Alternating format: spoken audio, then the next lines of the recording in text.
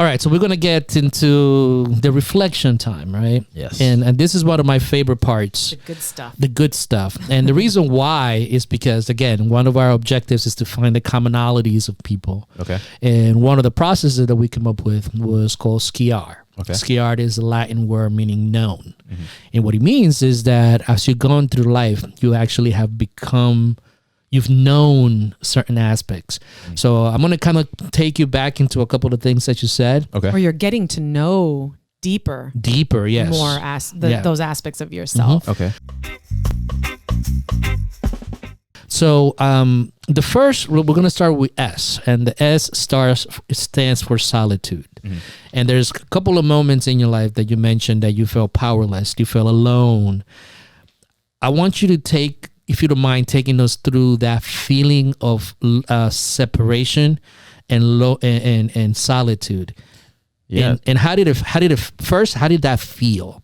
Oh yeah, so like we said with my mother, me being powerless with that, I was alone. I felt like I was alone. I didn't know what to do.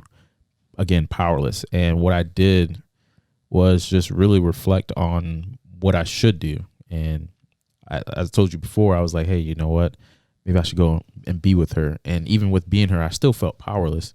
So at that point in time, I said, I need to make a change. I need to say like, oh, well, maybe I should, pursue medicine because this would actually help her if I knew a little bit more or if I did more for her. So I really tried in that era or solitude. And for my sake, I just said, hey, you know what? It's time to really look back and see what I can do for my mother.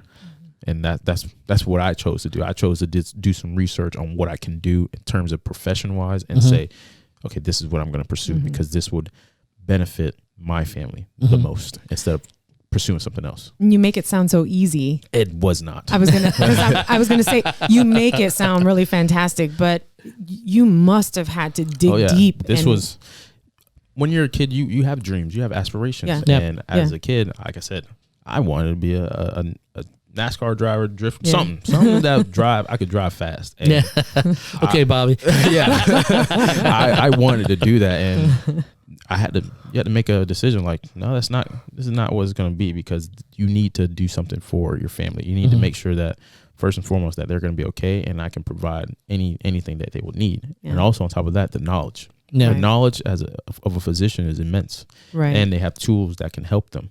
So I chose that because it would help. It would most benefit my mother and my sister, and also my aunt who also has it too. But those three, it would benefit the most because anyone can come to me and ask me like, "Hey, it's true. You think I should be taking this, or do you think this would be good if I did that?"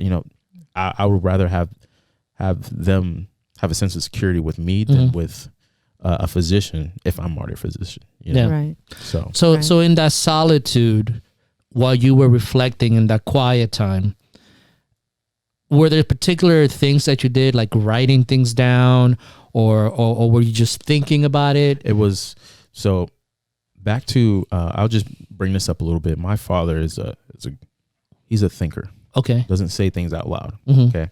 So he's always told me to have a plan. You always have a plan and you have a goal. Let's achieve the goal. Okay. Long term and life term from what I've learned through school, but also with my dad. He's always told me, if you're going to do something, plan it out. So what I would do, I would watch YouTube. I would figure out what is the best way to do about things. So I would not even ask for help.